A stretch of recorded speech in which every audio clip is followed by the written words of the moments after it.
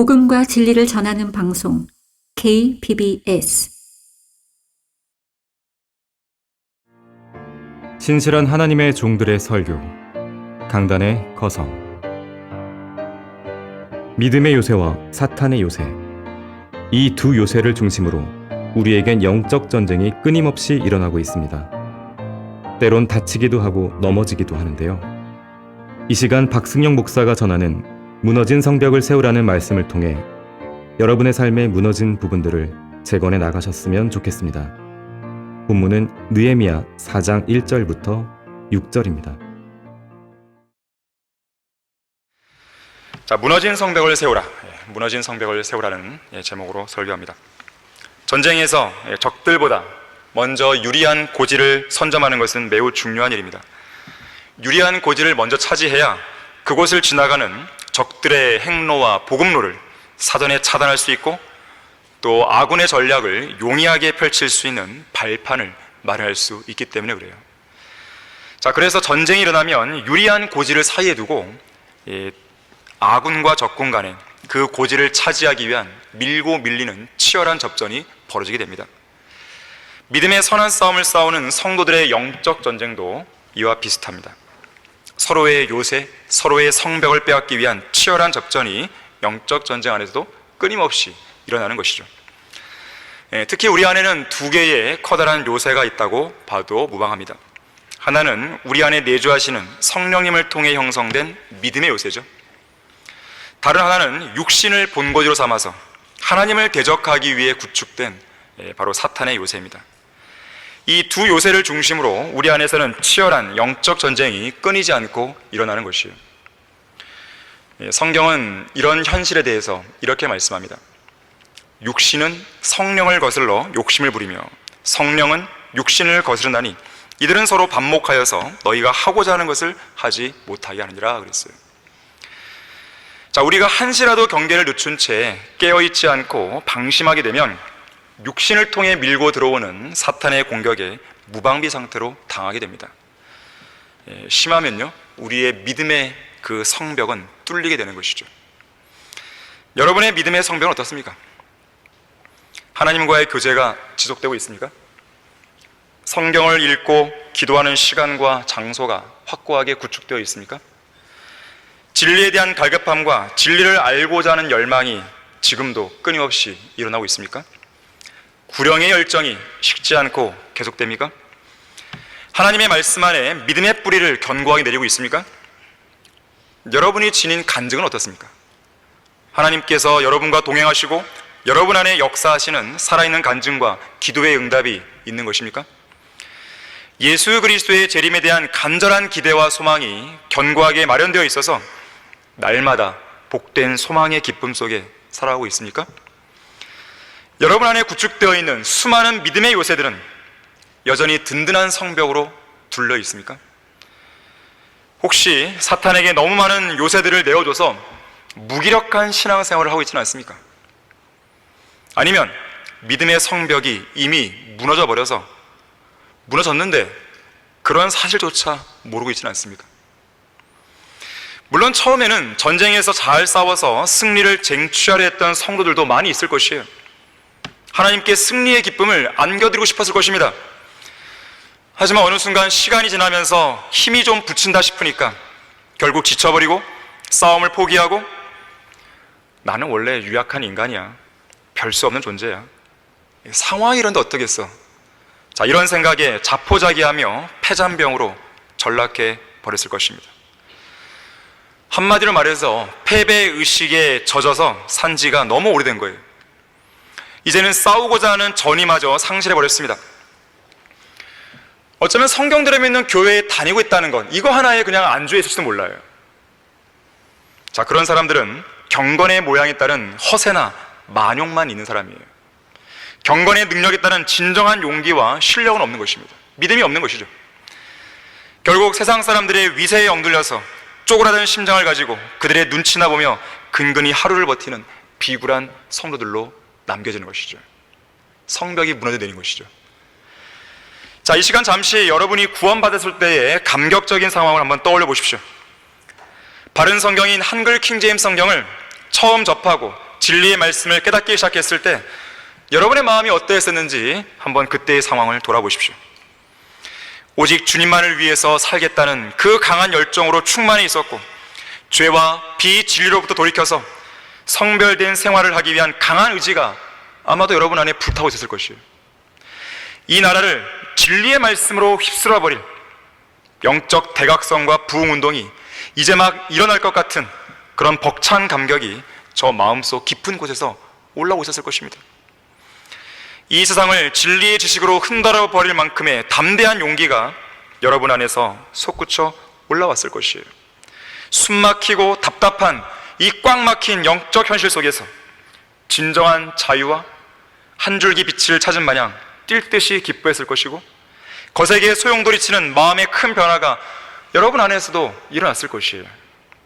자, 그런 힘과 도전은 우리의 마음속에서 진리의 말씀을 배우기 위한 열정을 심어주었고, 또 거리와 공원 등지로 뛰쳐나가서 복음을 전할 수 있는 힘과 뜨거운 연민의 눈물을 제공해 주기도 했던 것이죠. 자, 그렇다면 현재 여러분의 모습은 어떻습니까?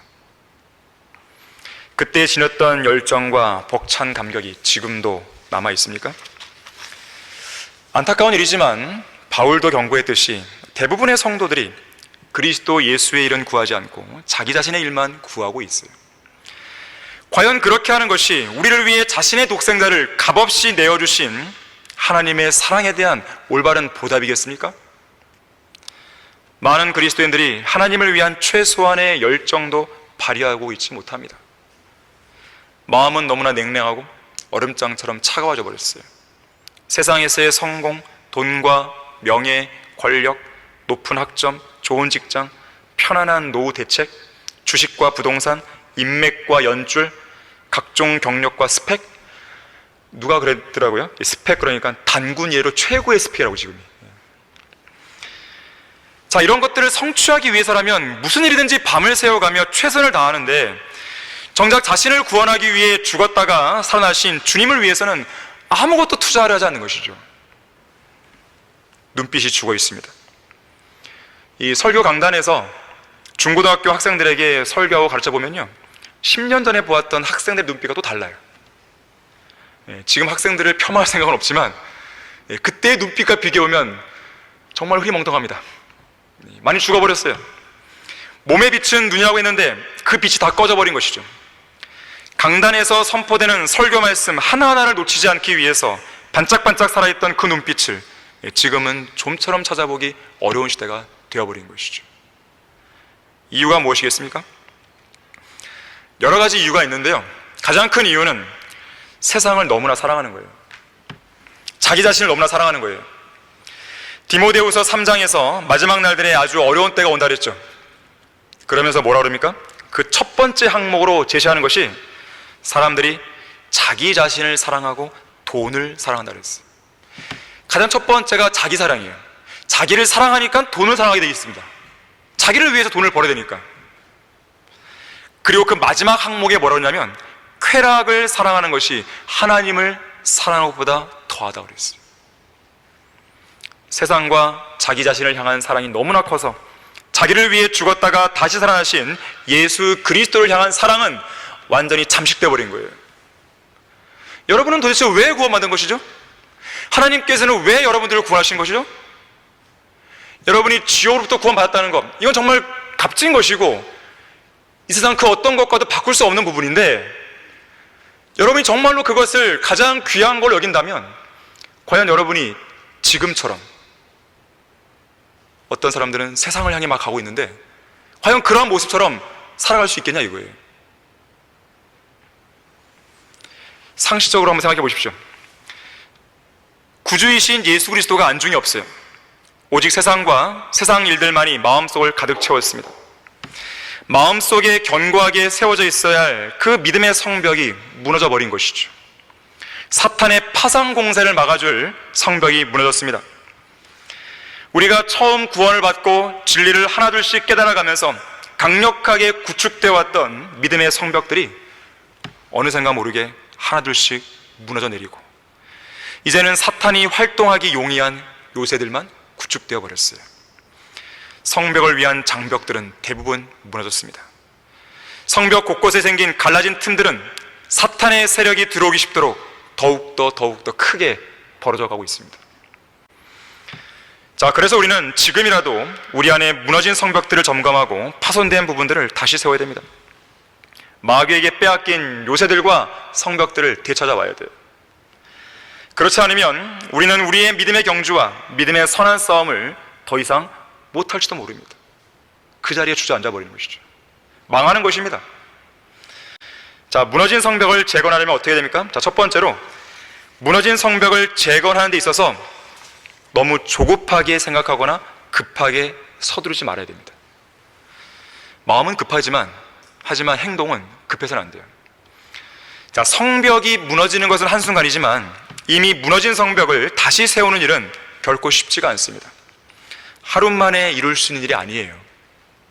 느헤미야 당시에도 무너진 성벽을 다시 세우는데 무려 52일이 걸렸다고 느헤미야 6장 15절에서 말씀합니다. 무너진 것을 너무 성급하게 세우다 보면 더 빨리 포기하게 되는 법입니다.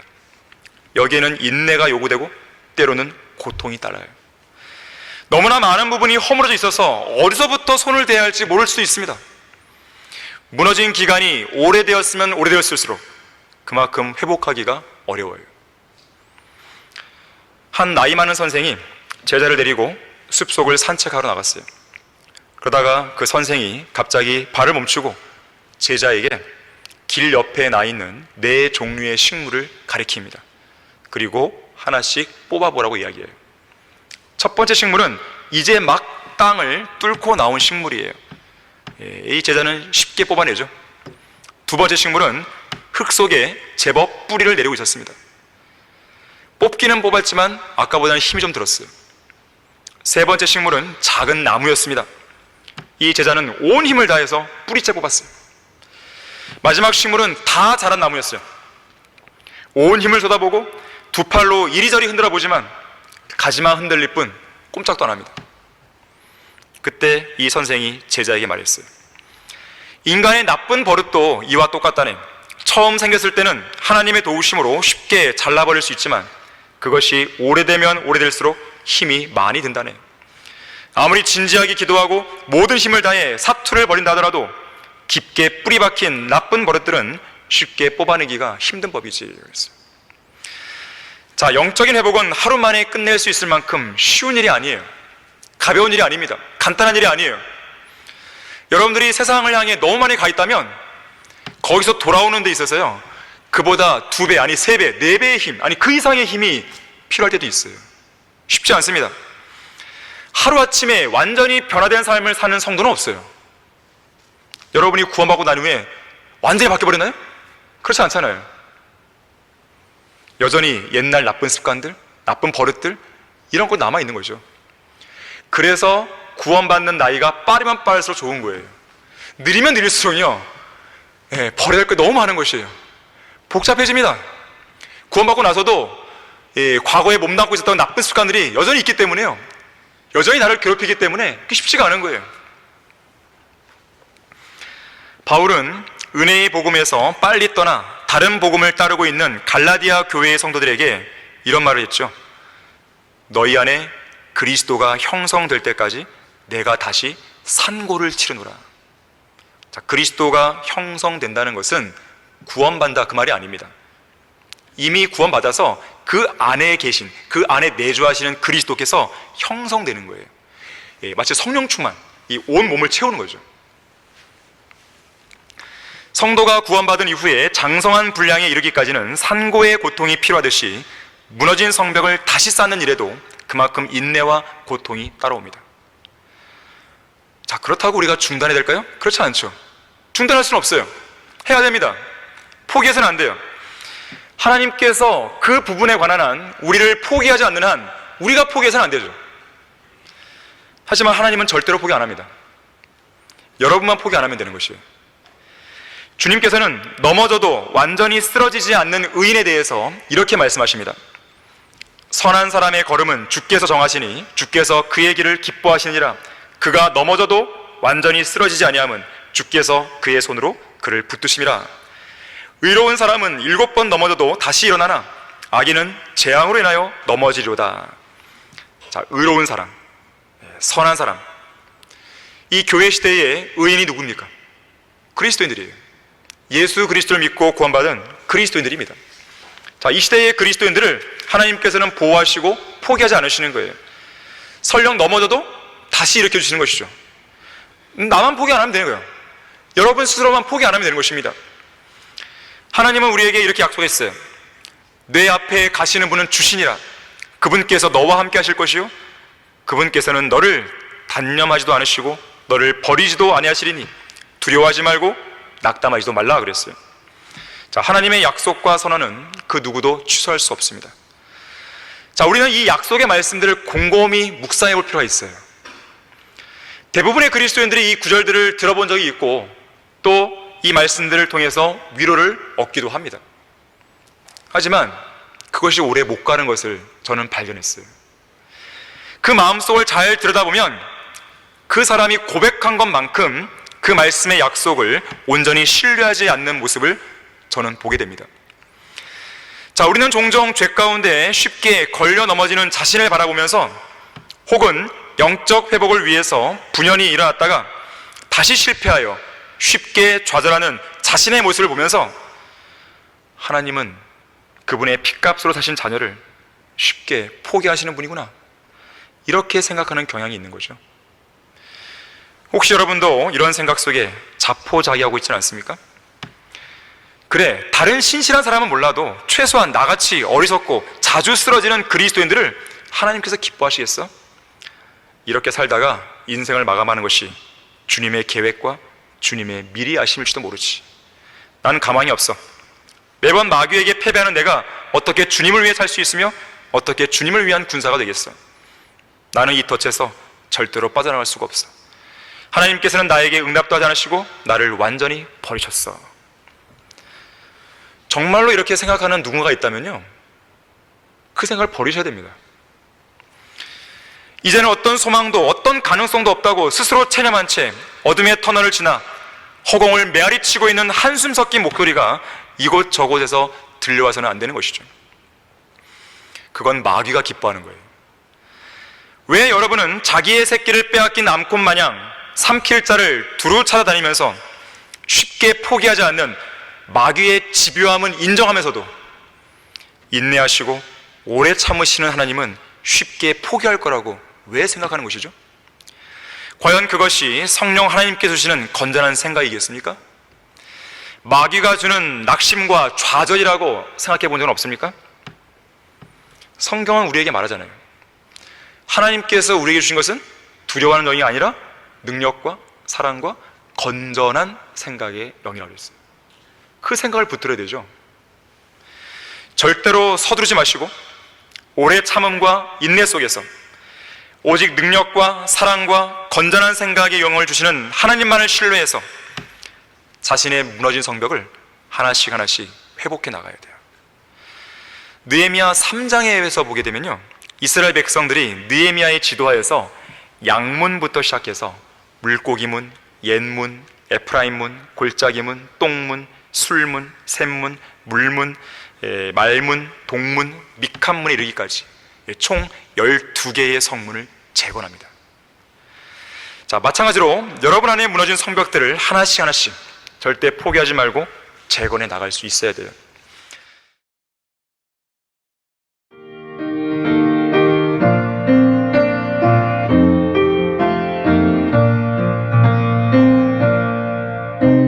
복음과 진리를 전하는 방송 KBS.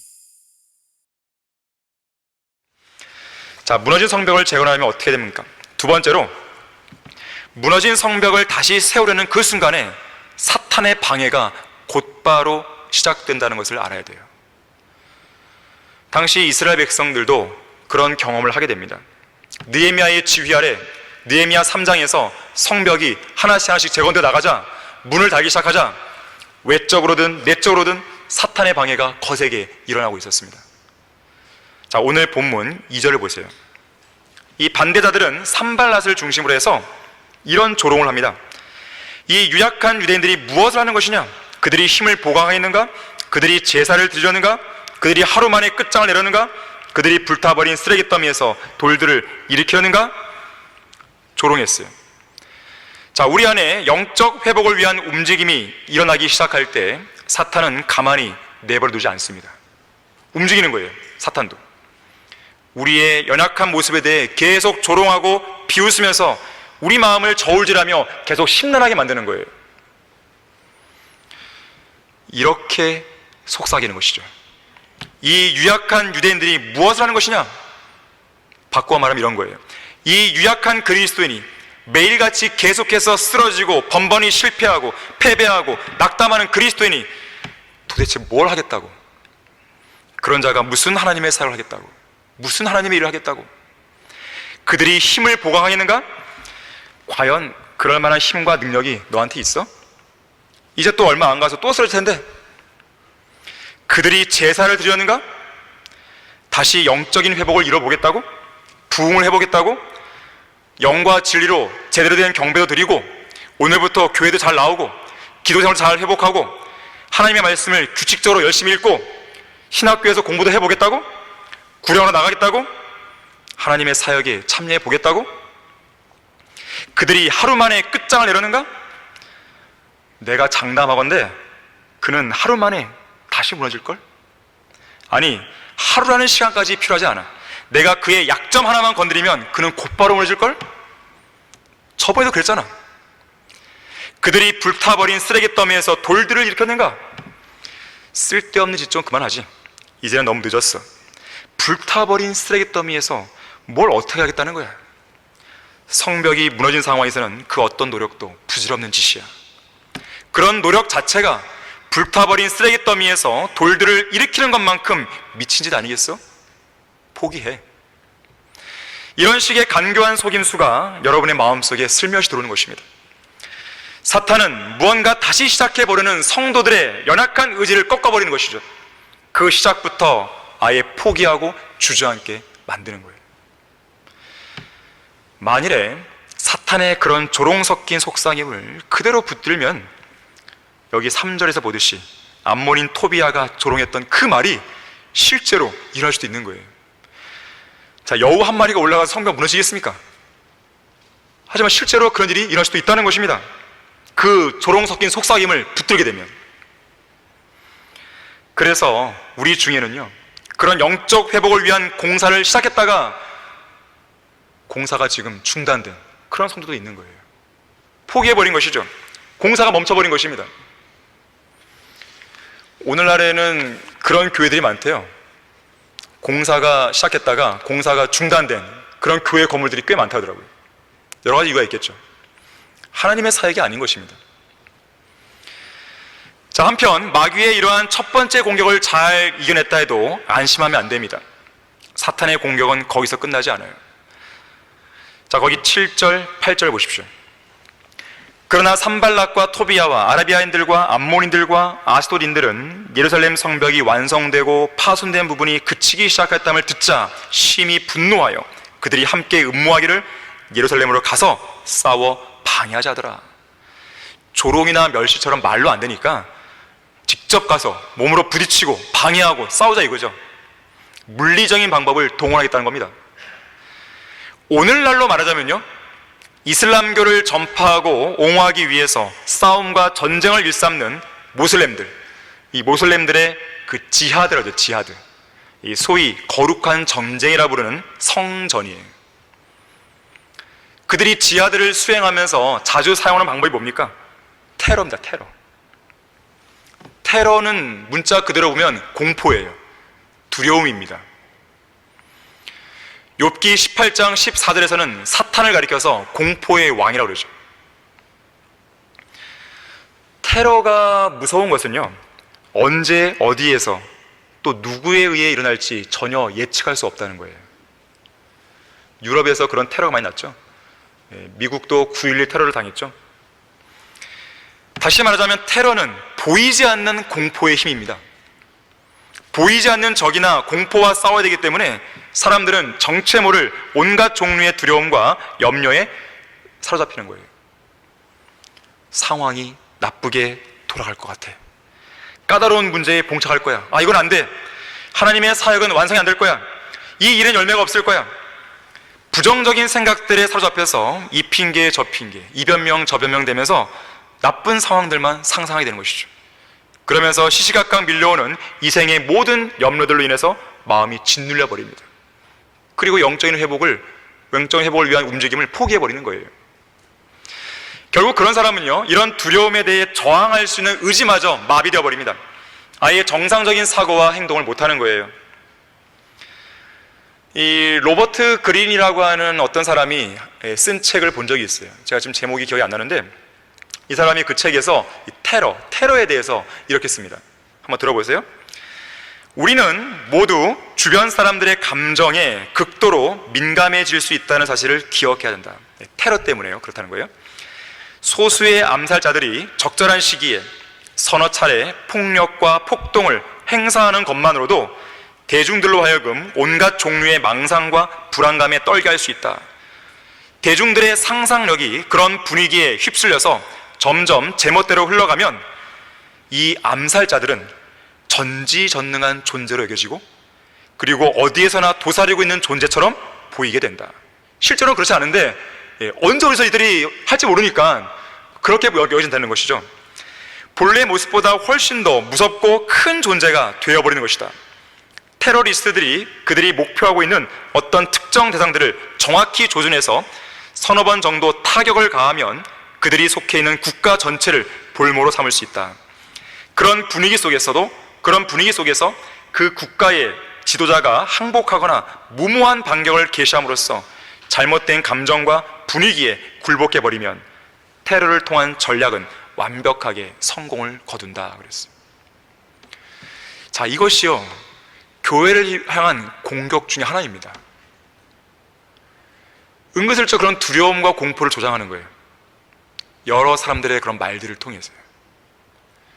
그것에 대해서 이 영적 지도자가 분별력 없이 잘못 판단하고 감정적으로 대응하고 성경적으로 대응하지 않으면 그 교회는 그야말로 부정적인 생각과 공포에 쌓여버리는 거예요. 하나님의 사역이 제대로 이루어질 수 없죠. 자, 느헤미야 당시에도 이런 조짐이 나타났어요. 8절에서 대적들이 그런 음모를 꾸몄을 때 백성들의 분위기가 심상치 않게 돌아갑니다. 10절 말씀 보세요.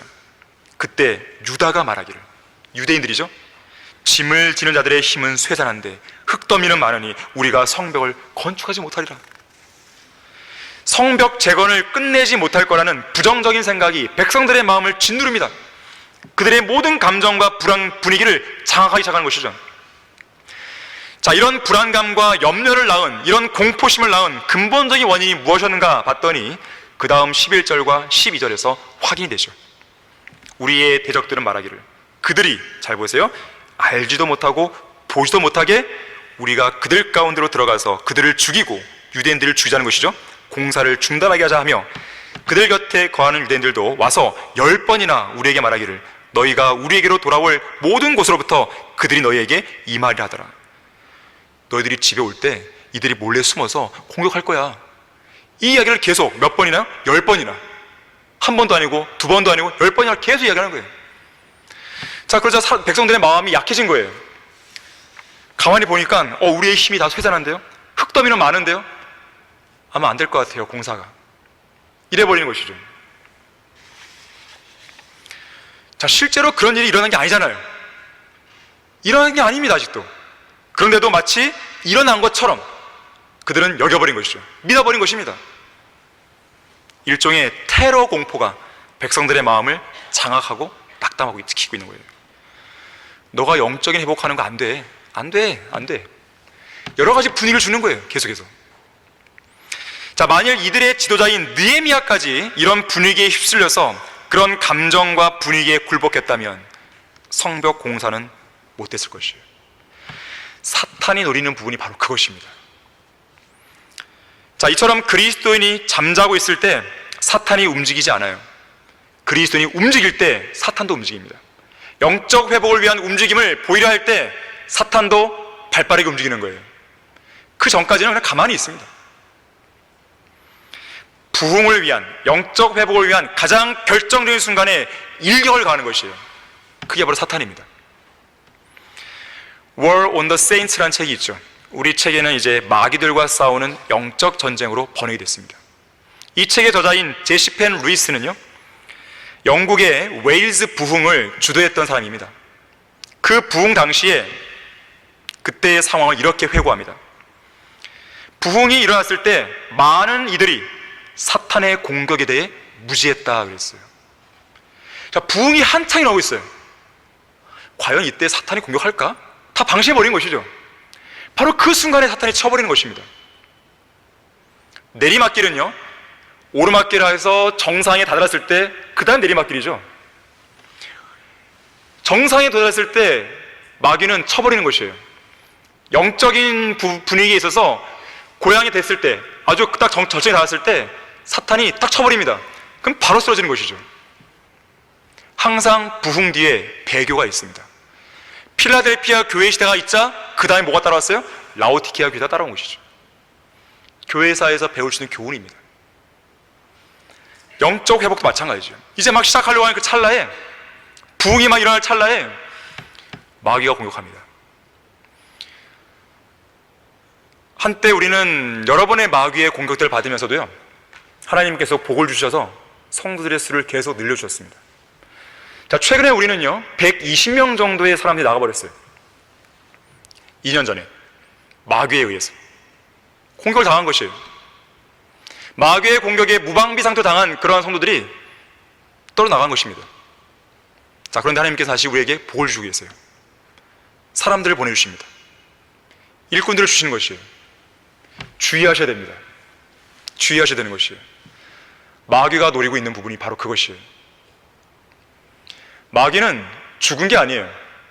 잠자고 있는 게 아닙니다. 교회가 움직이고 무슨 사역을 하게 되고, 그리고 하나님께서 복을 주시고 또 하나님께서 어떤 부흥을 이끌어 가려고 하실 때 마귀가 그 찰나를 노립니다.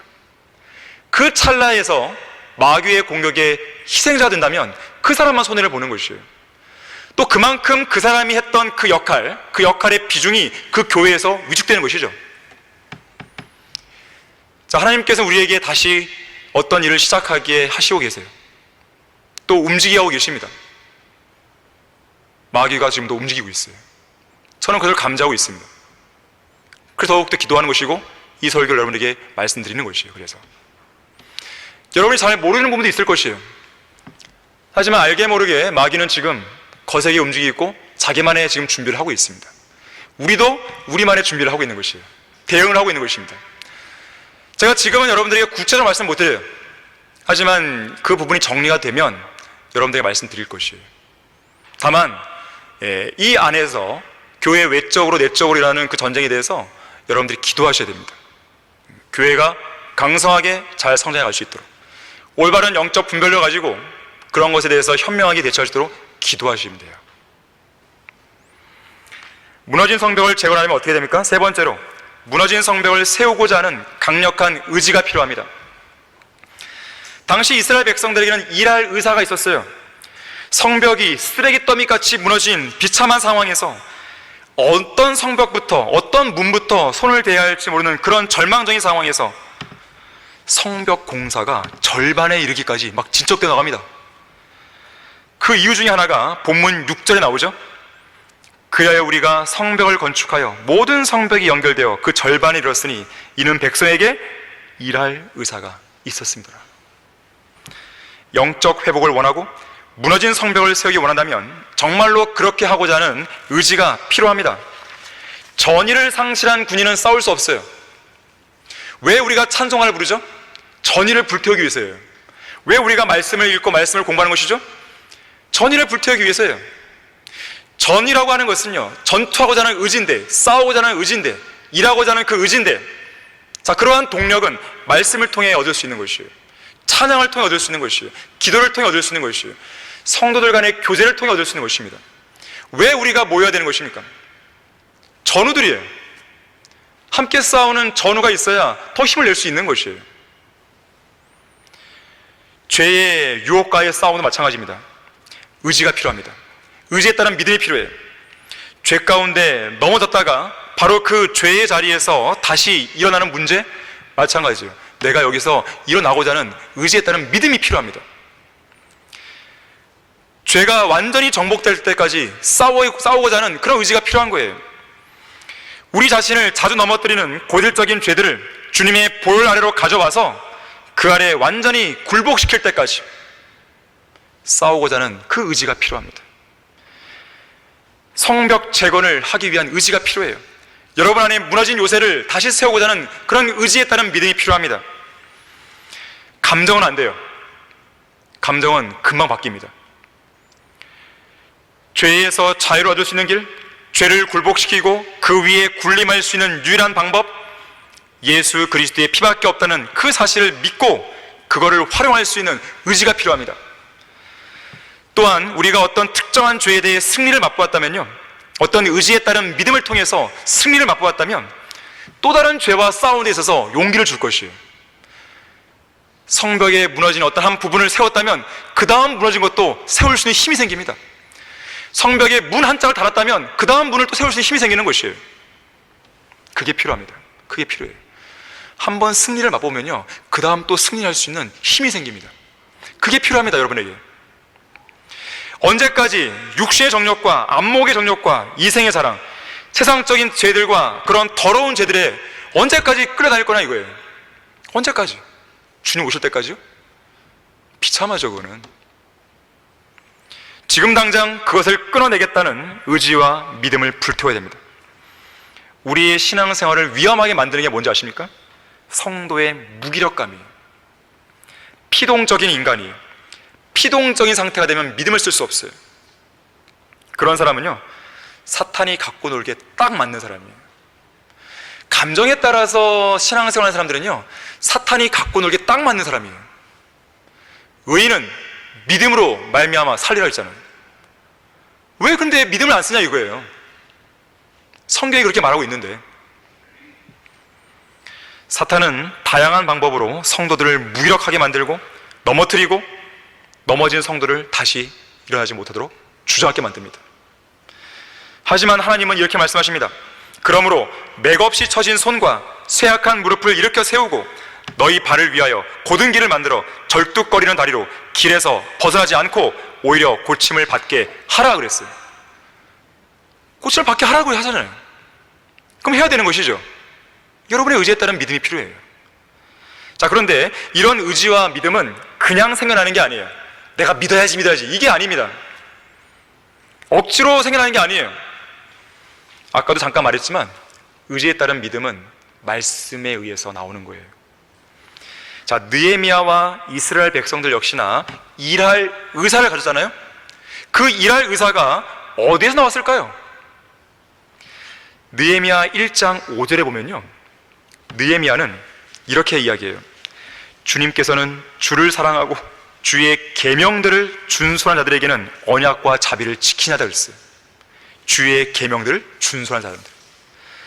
또 1장 8절과 9절에서는요, 이스라엘 백성들이 범죄하여 쫓겨났을지라도 주님께로 돌이켜 하나님의 계명들을 지키면 다시 데려오겠다는 이 약속의 말씀을 기억합니다.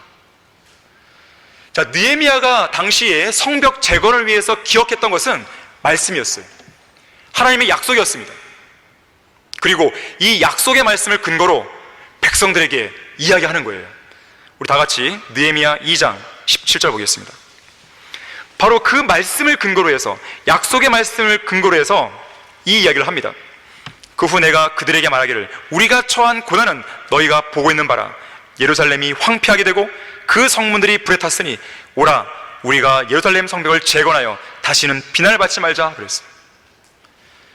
자기 백성들 앞에서만 말한 게 아니고요, 대적들 앞에서도 그 말씀의 약속을 붙들고 이야기합니다. 거기 20절 보세요. 내가 그들에게 대답하여 말하기를 하늘의 하나님께서 우리로 번영하게 하시리라. 그러므로 그분의 종들인 우리가 일어나 재건하리라. 그러나 너희는 예루살렘에서 아무런 분깃도 없고 권리도 없으며 기록도 없도다 하였더라. 느헤미야의 이 강력한 의지와 대적들을 향한 담대한 용기에 주목하십시오. 이 강력한 의지와 담대한 용기가 바로 말씀에서 나온 거예요. 그가 기억했던 언약의 말씀, 그 계명들에서 나온 것입니다. 자, 그래서 여러분이 영적으로 무너진 성벽을 세우겠다는 의지를 갖고자 한다면 가장 먼저 여러분이 해야 할 일은 성경을 펼치는 것이죠. 그리고 말씀을 읽는 것입니다. 말씀을 묵상하는 것이요, 말씀을 공부하는 것이요. 여러분들이 세상으로 더 많이 들어갔다면, 더 깊숙이 들어갔다면 더 말씀을 펴는 일을 더 자주 하셔야 돼요. 세상의 때가 많이 묻었다면 그때 벗겨내기 위해서라도 말씀으로 계속 다가서야 돼요. 처음에는 힘들 거예요. 처음 힘듭니다. 잘 안 되겠죠. 내가 그동안 말씀에서 멀리 떨어져 있었는데 그게 쉽게 되겠습니까? 된다 하더라도 처음만 잠깐 될 수 있을 것이에요. 하지만 포기해서는 안 돼요. 그 단계를 넘어서야 돼요. 거기에 마귀의 공격이 있는 거예요. 마귀의 속임수가 있는 거예요. 봐, 너 안 되잖아. 한 번 하고 안 되잖아. 너 마음에 그 감정들이 안 생기잖아. 제가 자주 듣는 얘기지만 꼭 밥을 먹을 때 막 밥맛이 있어야 먹나요? 아니잖아요. 밥 먹고 싶어. 늘 그런 사람도 있겠지만 항상 그런 게 아니란 말이에요. 때로는 내가 살기 위해 먹어요. 마찬가지예요. 어느 한순간까지는 내가 살기 위해서 먹어야 됩니다. 말씀을 펼쳐야 돼요. 내가 기어서라도 가서 말씀을 펼쳐 읽어야 됩니다. 그런 순간이 필요해요. 그리고 그걸 넘어서면 하나님께서 이제 말씀에 대한 기쁨이 넘치게 하는 거예요. 그럼 그 동력으로 계속 말씀을 읽어 나가는 것입니다. 주가 말하노라, 내 말이 불같지 않으냐? 바위를 부숴 조각내는 큰 망치 같지 않으냐? 말씀의 능력을 믿으십시오. 그분이 길에서 우리에게 말씀하시며 성경을 열어보실 때 우리 마음이 뜨겁지 않으느냐? 말씀을 통해 뜨거운 그 마음을 느끼셔야죠. 이 시간 선포되는 설교 말씀을 통해서 망치와 같고 불과 같은 그런 말씀들을, 그 힘을 느껴야죠. 이로 인하여 우리가 하나님께 쉬지 않고 감사함은 너희가 우리에게 들은 바 하나님의 말씀을 받을 때에 사람들의 말로 받아들이지 아니하고 사실 그대로 하나님의 말씀으로 받았으니 이 말씀이 믿는 너희 가운데서도 효과적으로 역사하니라. 효과적으로. 무너진 성벽을 재건하면 어떻게 됩니까? 마지막 네 번째로, 기도가 없이는 아무것도 할 수 없어요. 느헤미야가요, 이 무너진 성벽을 재건하는 일에 있어서 처음부터 끝까지 기도로 움직입니다. 느헤미야 1장 5절 보십시오. 자, 1장 5절 보시면, 자, 말하기를 오 하늘의 주 하나님이여, 위대하시고 두려우신 하나님이여, 내가 주께 간구하오니 주께서는 주를 사랑하고 주의 계명들을 준수한 자들에게 언약과 자비를 지키나이다. 지금 느헤미야는 무너진 성벽과 불에 타버린 예루살렘 성읍에 대한 소식을 듣습니다. 그 소식을 들었을 때 울고 애통해하며 금식하는 기도로 하나님께 나아가는 거예요. 제가 말씀드리잖아요. 항상 문제가 터지면 기도부터 하시라고요. 또한 반대자들의 방해가 시작되었을 때도 오늘 본문 4절에서 보듯이 기도하는 거예요. 오 우리 하나님이여 들으소서. 문제가 생기니까 바로 기도하는 거예요. 때때로 우리는 우리 안에 무너져 있는 영적 현실을 바라보면서 내가 왜 이 지경까지 왔지? 이렇게 생각하며 한탄해합니다. 하지만 정작 기도는 하지 않는 자기 자신을 보는 것이죠. 대적들이 바쁘게 움직이며 틈을 노리는 상황에서 그저 망연자실하게 그들의 공격을 그냥 허용해버리는 거예요. 왜 마귀가 공격하는데 왜 그걸 그대로 그냥 받아들이죠? 왜 싸울 생각을 안 하는 것이죠? 우리가 평상시에는 영적 전쟁이라는 것을 이야기하면서 말씀도 읽고 특히 에베소 6장을 이야기하면서 전신갑옷을 입으라 그렇게 말도 하고 듣기도 하고 하잖아요. 근데 정작 영적 전장에 돌입되면 그때 들었던 기억들은 다 없어져 버린 것이에요. 자, 그것이 바로 문제입니다. 여러분이 들은 말씀을 여러분의 영적 전장에서 그대로 써먹어야 됩니다. 왜 우리가 말씀을 읽고 말씀을 왜 공부하는 것이에요? 왜 말씀을 통해 왜 우리가 무기를 삼는 것이죠? 무기를 써먹어야죠. 써먹어야죠. 그냥 무방비 상태로 당하면 안 됩니다. 아, 이건 마귀의 공격이다 판단에 섰으면요 바로 말씀을 읽고 또 기도를 통해서 맞서 싸워야 됩니다. 심지어 느헤미야는 성벽 재건을 방해하는 대적들의 음모가 더 거세졌을 때 더 적극적으로 기도하고 또 그것을 막아낼 수 있는 파수꾼도 세웁니다. 8절 9절 보세요. 4장 8절 9절입니다. 그들이 함께 음모하기를 예루살렘으로 가서 싸워 방해하자더라. 그러므로 우리가 우리 하나님께 기도하고 또 기도하죠. 그들 때문에 밤낮 그들에 대하여 파수꾼을 세웠더라. 우리가 지금 다시 세우고 있는 무너진 성벽, 낮은 곳, 높은 곳, 여기저기 곳곳에 기도의 파수꾼을 세워야 됩니다. 기도의 거점을 마련하고 기도를 통해서 원수들의 퇴각을 명령해야 돼요. 물러가라고, 함부로 오지 말라고. 어떤 사람이 말했어요. 기도가 없는 곳은 사탄의 잔치집이고 기도가 있는 곳은 사탄의 초상집이다 그랬어요. 오스왈드 챔버스가 말합니다. 기도는 사역을 하기 위한 준비가 아니라 사역 그 자체이고 전쟁을 하기 위한 준비가 아니라 전쟁 그 자체다 그랬어요. 기도 자체가 사역이고 기도 자체가 전쟁이에요. 기도는 영적 전장에서 아군의 사기를 북돋기 위해 하늘을 향해 힘있게 외치는 전쟁의 함성 소리입니다. 와 하고 소리 지르는 거예요. 여러분, 지체들을 위해서 기도하십시오. 그 기도가요, 그 성도를 알게 모르게 직접적으로 간접적으로 힘나게 하는 거예요. 저는 군대에 있을 때 그걸 느꼈었어요. 누군가 나를 위해 기도하겠구나. 누군가 나를 위해서 기도하겠구나. 저는 그걸 느꼈었어요. 여러 가지 상황을 통해서. 성도들의 기도가 없었다면 나는 군대에서 어떻게 해서 모르는 것이죠. 그런 경험들이 있었단 말이에요. 마찬가지입니다. 여러분들이 지금 이 자리에 앉아 있는 것은요, 누군가의 기도 때문일 수 있어요. 여러분 자신의 기도도 있지만 누군가의 기도에 의해서 여러분이 지금 오늘 무사할 수 있는 거예요. 만약에 여러분들이 형편없는 그런 신앙생활을 했다면, 그렇잖아요. 나는 기도한 적도 없고 말씀도 잘 안 보고 정말 신앙생활이 엉망진창인데 내가 아직까지 살아있단 말이에요. 자, 죄의 삭은 사망입니다. 이 말씀은 구원받지 않은 죄인뿐만 아니라 구원받은 모든 사람이 다 허용돼요. 그 말은 다른 말로 하자면 내가 지금 죄를 졌어요. 그럼 난 당장 바로 죽어야 돼요. 자, 그런데 안 죽었어요. 안 죽었다는 말은 나는 죄를 안 지어서 그럴까요? 그게 아니잖아요. 하나님의 자비인데 누군가의 중보기도가 있을 수 있다는 거예요. 아브라함의 중보기도로 롯이 살아났잖아요. 큰일 날 뻔했죠. 기도가 중요합니다. 자, 사탄의 공격이 거세지면 거세질수록 하나님께 진지하게 기도하는 시간을 더 늘려야 됩니다. 적극적인 공세를 취해야 돼요. 하나님의 말씀이 무너진 성벽을 세우는 데 필요한 기초와 반석이 된다면 기도는 무너진 성벽을 다시 세우는 데 있어서 그것을 유지하고 지키는 버팀목이고 파수꾼이에요. 기도의 파수꾼을 세우는 일은 나중으로 미뤄서도 안 되고 한시라도 쉬어서는 안 돼요. 누군가가 이렇게 말했습니다.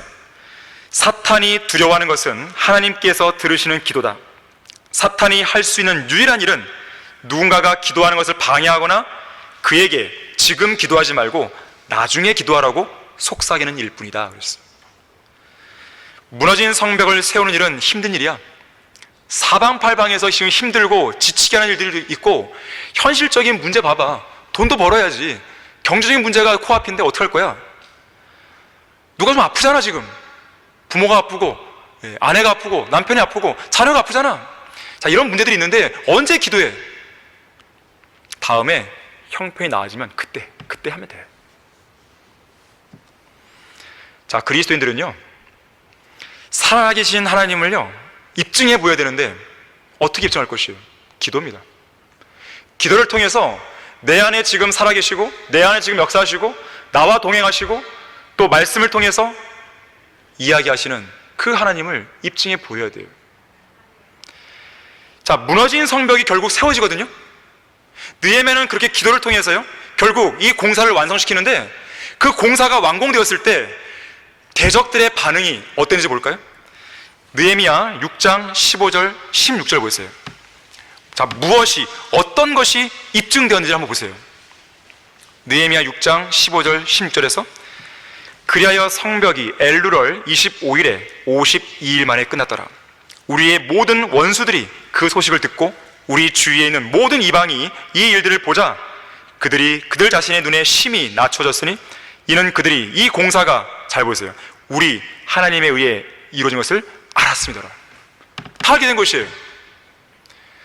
자, 여러분들이 영적 회복에 있어서 인내의 기도를 통해서 그 영적 회복을 완성했을 때 그때 마귀들은 두려워 떠는 거예요. 아, 하나님께서 하신 것이구나. 그걸 알게 되는 것이에요. 그걸 입증해야 되는 것입니다. 우리 역시나 우리 안에 무너진 성벽을 다시 세우는 날, 하나님께서 우리를 이렇게 회복해 주셨노라고, 이 모두가 살아계신 하나님의 능력에 의해서 이루어진 일이라고 우리는 간증할 수 있는 거예요. 자, 그래서 무너진 성벽을 세우는 일은 지속돼야 돼요. 그러기 위해서는 우리의 기도 또한 지속돼야 된다는 뜻이죠. 결론을 맺겠습니다. 여러분은 하나님을 첫째로 사랑하고 계십니까? 자, 그렇다면 여러분은 하나님께 여러분의 몸을 드리고 있습니까? 주님은 여러분의 진실한 마음이 수반된 여러분의 몸을 원하십니다. 생각해 보십시오. 만일 예수님께서 나를 따라오라고 하실 만한 그런 준비된 사람이 지역교회 안에 없다면 얼마나 답답하시겠습니까? 이 땅에 진리의 말씀을 통해서 복음을 전하고 부흥과 개혁을 일으켜야 한다고 강단에서 외친다 한들 그것에 대해 움직이는 사람이 없고 반응이 냉랭하다면 주님께서 보실 때 얼마나 답답한 일이겠습니까? 주님을 위해서 싸울 군사가 없는 현실, 주님을 위해서 일할 일꾼이 없는 현실, 그것은 하나님께서 세우신 지역교회가 무너지는 지름길입니다. 자기 자신에게 영적 회복이 필요하다는 것에는 아마 대부분 동의할 것이에요. 왜냐하면 완벽한 성도는 없을 것이에요. 어느 일정 부분이 마귀에게 빼앗긴 영역이 있을 것이란 말이에요. 작든지 크든지. 문제는 동의해서 끝나는 것이 아니라 그 영적 회복을 해야 된다는 것이에요. 100% 될 때까지는 만족하시면 안 됩니다. 요한계시록 3장 19절에서는 주님께서 이 배교한 교회 시대를 향해서 이렇게 말씀하십니다. 내가 사랑하는 자마다 책망하고 징계하노니 그러므로 열심을 내고 회개하라. 주님께서는 사랑하시는 우리를 향해 책망과 징계를 내리시는 거예요. 우리를 향해 열심을 내고 회개하라고 말씀하시는 겁니다. 바로 여기에 영적 회복의 출발점이 있는 거예요. 회개가 무엇이에요? 가던 길을 멈추고 돌아서는 거예요. 멈추는 것, 이것이 끝나면 안 돼요. 돌아와야 돼요. 회개는 성벽이 무너져버린 상황을 계속 지속하는 게 아니고 거기서 멈추는 데서 출발해서 다시 성벽을 세워나감으로써 지속할 수 있는 것이에요. 무너져버린 성벽을 세우는 일과 영적인 회복은 하루아침에 일어나는 게 아닙니다. 또는 단순하고도 일시적인 감정에 의한 결단으로 그쳐서는 안 돼요. 또한 그동안의 무너진 정도나 황폐화된 시간이 크다는 걸 고려해 볼 때 하루아침에 이런 일을 이루려는 것은 잘못된 생각입니다. 하지만 한 가지 분명한 게 있어요. 무너진 성벽을 세우는 일들을 지속할 때 우리가 기대했던 영적 회복은 반드시 이루어진다는 것이에요. 여러분의 성벽은 어떻습니까? 인간의 한계와 어리석음은 자신의 인생 계획에서 영원을 계산하지 않고 사는 데 있습니다. 아주 중대한 계산착오예요. 왜 그럴까요? 구원받지 않은 사람이라면 불못에서 영혼을 보내야 되잖아요. 구원받은 사람이라면 그리스도의 심판석에서 너무나 큰 손해를 당하잖아요. 이제 곧 직면하게 될 영혼에서 그런 현실을 맞닥뜨리는 것은 비극입니다. 구원받지 않은 사람은 예수 그리스도를 믿고 구원받아야 돼요. 구원받은 그리스도인은 그리스도의 심판석을 염두에 두고 하루를 살아가야 됩니다. 그리스도의 심판석에 비춰봤을 때 나에게 무너진 어떤 성벽이 있고 요새가 있다면, 마귀에게 빼앗긴 영역이 있다면 되찾아와야 돼요. 바로 그 일을 오늘을 계기로 다시 시작하는 여러분이 되시길 바랍니다.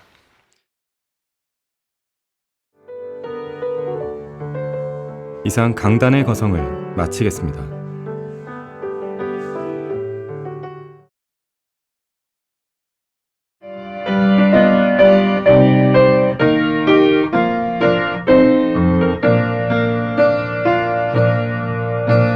복음과 진리를 전하는 방송 KBS